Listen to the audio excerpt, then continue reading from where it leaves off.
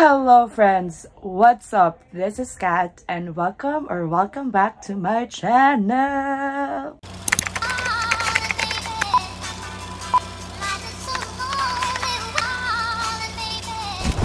Before anything else, I'd like to say Happy New Year to everyone. Cheers guys. Happy 2024 to everybody. Congratulations guys. We made it to 2024. So anyway, let's start with this video. I have here a total of 10 books and this is my top 10 favorite books of 2023. We're going to start with my least favorite, which is number 10, and then we're going to end up the video with my number 1 favorite read of the year. So before we start with number 10, I'd like to say that I've read a total of 63 books for this year. I don't have any goals starting last year. I think I've just stopped making goals or like creating reading goals for myself. Fortunately, I've read 63. Any number could make me happy at this point because the sparks that reading and I have, it's kind of going on and off in the past 2 years. So I'm just glad that I was able to read that many books for 2023. So with that being said, let's start with number 10. And I have here my favorite romance author for I think 2 years now, and I have her 2023 release in my number 10 spot, and this is Happy Place by Emily Henry. You guys already know how much I freaking love Emily Henry. I've said it in my previous videos in 2022 how much this author really changed the game for me in terms of reading romance books, in terms of the romance genre in general. So basically, this is a second chance romance, trap in this situation kind of romance wherein you don't have a choice but to fake date once again. Like, we're talking about two exes and they have a same circle of friends, and their circle of friends don't know that they have broken up, and then they have this annual summer outing or trip, so they have to pretend that they're still together so they won't ruin their trip. Emily Henry is definitely the author that I would read everything that she ever writes. Like, I love how she writes romance. I love how she writes her characters, the dynamics and the banters. I just freaking love it. So this is my number 10.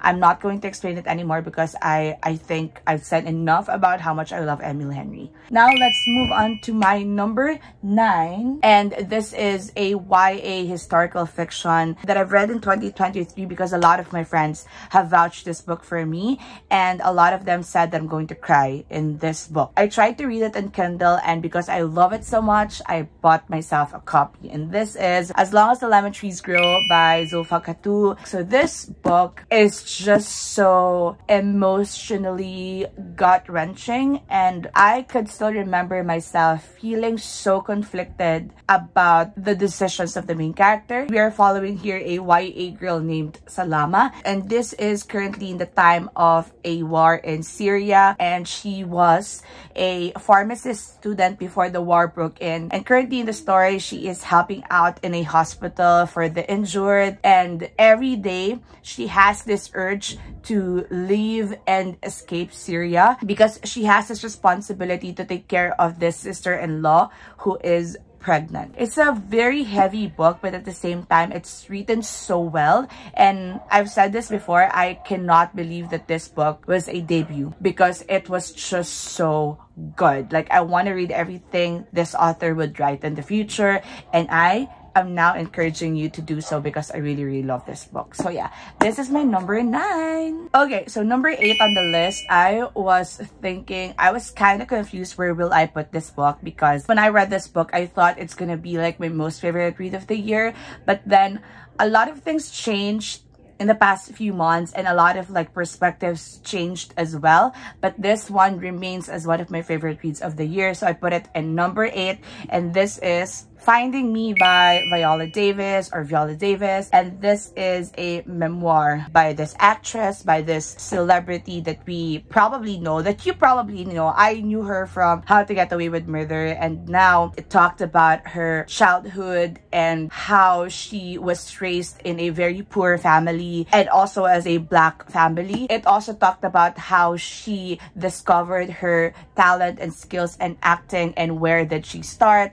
how she was discovered discovered and how she landed in certain roles. It was such an important read for me during the time that I was reading this. She just experienced so much struggles while growing up that I can't help but see myself in her. But I think that's what I really love about reading books, because you can make it personal, you can make it about yourself, you can make it about the experiences, and it can be a wonderful, wonderful experience. So yeah, this is my number 8 on the list. We're on to number 7. So this number 7 is a YA contemporary with fabulism, I guess, or medyo speculative fiction. I don't know. I think it's a mix of genres. The book that I'm talking about is Dig by A.S. King. And I've said it before and I will say it again. A.S. King is one of my favorite YA authors ever. Guys, you have no idea how much I love this book. This is so hard to explain, but I'll try my best. This is about 5 young adults and they live separate lives from one another,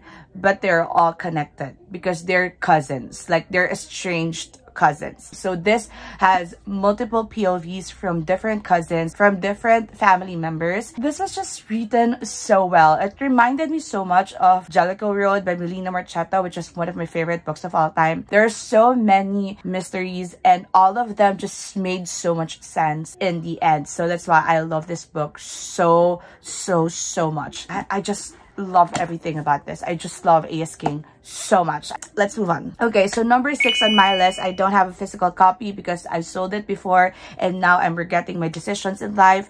That is Confessions by Kanae Minato, and this book was just fucking mind-blowing. It's just so freaking good. Like, it's so good. It's so good. Okay, so let me explain first. Okay, so this has 6 POVs, 6 chapters, and this book will tell you the story of how the child of a teacher in a middle school in Japan was killed by her students. The 6 POVs will let you see the different perspectives of the story itself. Like, there's just one big story and the chapters were divided into the different perspectives of the characters involved in this book, and it's just so freaking good. Like, the first chapter of this book had me in chokehold. Like, I am not kidding. I ate this book up. I loved it so much. That is my number 6 on this list. Now, let's move on to my number 5. Top 5, guys. Top 5 na tayo. So this is another memoir that has been on my shelf, on my radar for such a long time, but I haven't read it because, I don't know, probably I'm stupid. And this book is All Boys Aren't Blue by George M. Johnson. And I think in my mid-year freakout tag, I've mentioned about how much I love this book. I think during the time, this was my most favorite read of the year. But as you can see, it dropped to number 5, which is still not bad. If you don't know what this is like a memoir / manifesto of an activist named George M. Johnson. So this book was so good in terms of how the author really tried to explain his perspective, his experiences, his story to young adult audience. And I cried a lot of times in this book, not because it's a painful read. I cried a lot of times because it's such a heartwarming story. And I've read this in June, and if you don't know, I came out in June in social media. This is definitely one of the reasons why I did that. I just want to be able to say to myself that I've done something for myself in terms of how I would like to identify myself. This is a very important book for me. So yeah, love this. Number 4 on my list, this is one big surprise because I wasn't expecting that I'm gonna love this book so freaking much. But here we are. So my number 4 on this list is this book, this beautiful book. This is Dead Baligtas, Mga Sayaw ng Dagat at Lupa by Emiliana. Kalimutan ko na naman yung last name ng author. Ayun, Emiliana Campilan. And I freaking love this. I love this book. I love it. I love it so much. So this is a collection of short stories. I think 4 or 5 stories. And those are all in graphic format. As you can see, like, this is a book with so many good illustrations. I don't know how will I describe this book, but definitely the short stories are all about love. and in different forms of love. Like there's romantic love, there is love for the family, there is patriotic love for the country. And this book came on the right time that I needed it. I did not cry like super ugly tears in this book, but I definitely teared up in some parts. Oh, also it has like references on how the earth was made or was created based on some theories, scientific theories, and it's so interesting. So if you're interested in that, like the plate tectonics and all that stuff, this might be a book for you. Oh, by the way, this is written in Tagalog, so yeah, I hope that you would get to read this book because it's just so amazing. Number 3 on my list, this is a book that I've recommended to all of my friends. This is a book that I have like vouched and pitched multiple times this year. This is a book that I did not expect to love this much, and I've been highlighting it every freaking where. So you already know what this is. It's Piranesi, okay, by Susanna Clark. I fucking love this book. This is definitely a book that I think is for everybody. I think there are some who would not like it, but you know, majority of people, like majority of readers that I know in my circle, I feel like they're going to love this book. Like there's nothing to not love about Piranesi. I don't know. But anyway, so this book is so freaking good. I don't know how to explain it. I don't know how to give you an overview or a synopsis of what this book is all about. But basically, we are following a main character named Piranesi, and he is living in this very mysterious house. And this house has a lot of like magical, whimsical elements in it. So yeah, that's all I want you to know about it. And finding out what is it about is another experience that I want y'all to experience. Ulit-ulit. I don't know what else to tell you aside from the fact that this book is so fucking good. It has mystery elements. It has like a classic vibe to it. It has fantasy elements that could be explained later in the book. It also has a good character development, even though it's not really linear. I also love the dynamics between the characters. I love the setting, the vibe that it gave me. I freaking love the plot, like how the truth was unfolding in front of my eyes. I just freaking love it. This book was truly an experience that I want you all to experience, so go ahead and read this book. So this is my number 3 for the year of 2023.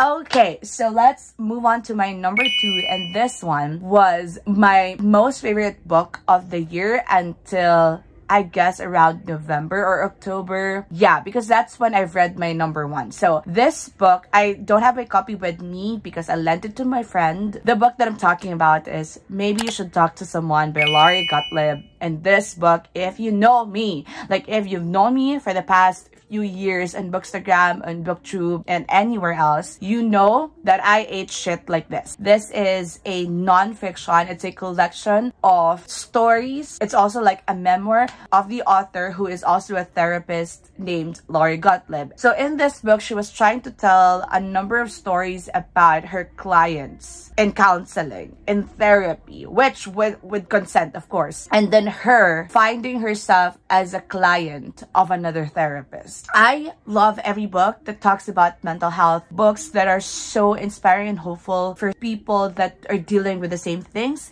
and this book truly did that for me. So Maybe You Should Talk to Someone is a good reminder how, you know, maybe sometimes we really just need to talk to someone for us to be able to get through what we are going through. So I freaking love this. This was written so well, and one of the most important books that I have ever read in my life. This book really challenged my thoughts and perspectives on some things, not just in my personal life, but also in my career. And I am waiting for another book by this author because I think she's writing another one. Whenever that comes, I will be there to buy it. I will be there to read it. So that is no question. So now, let's move on to my number 1.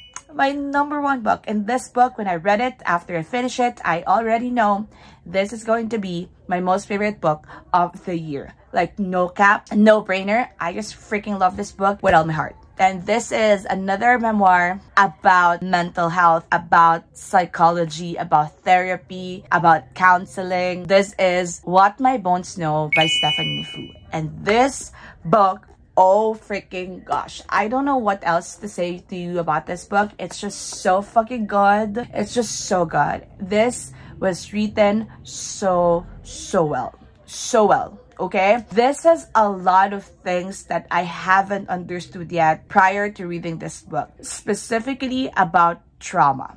So, just to give you context, this book is a memoir by Stephanie Fu. She is a journalist, a researcher, and this is a story of her childhood and her trauma and how she discovered that she has CPTSD, or complex PTSD, and how she tries to understand it and solve it. She have been wanting to help herself to get over her traumas in life, and she has been doing every single thing, and she wrote it in this book. She shared it in this book. It was just so mind-blowing. It was just so good. Just in general, this is a very traumatic read, but at the same time, it's so inspiring. Just going to tell you as well that it's not hopeless. There's a chance to live a healthy life. There's a chance to live a life that you deserve. And this is what the book gave me. There are certain people in this world that should be able to read this book. There are certain people that should be able to understand that there's still hope, that your trauma is not the end of your life. I freaking love this book, What My Bones Know by Stephanie Fu. This is my most favorite book of 2023. So yeah, guys, these are all the books that I love in the year of 2023, and I am just so grateful and very, very overwhelmed with a lot of good reads that I have for the year, and also for the support that still are coming from you guys. Thank you so much if you're watching this right now. I hope na the year that's coming would be kinder, better, healthier, wealthier for everybody, and I hope that we will be able to read more favorite books of the year. So that's it for this video, guys. Bye! See you on the next one, whenever that would be.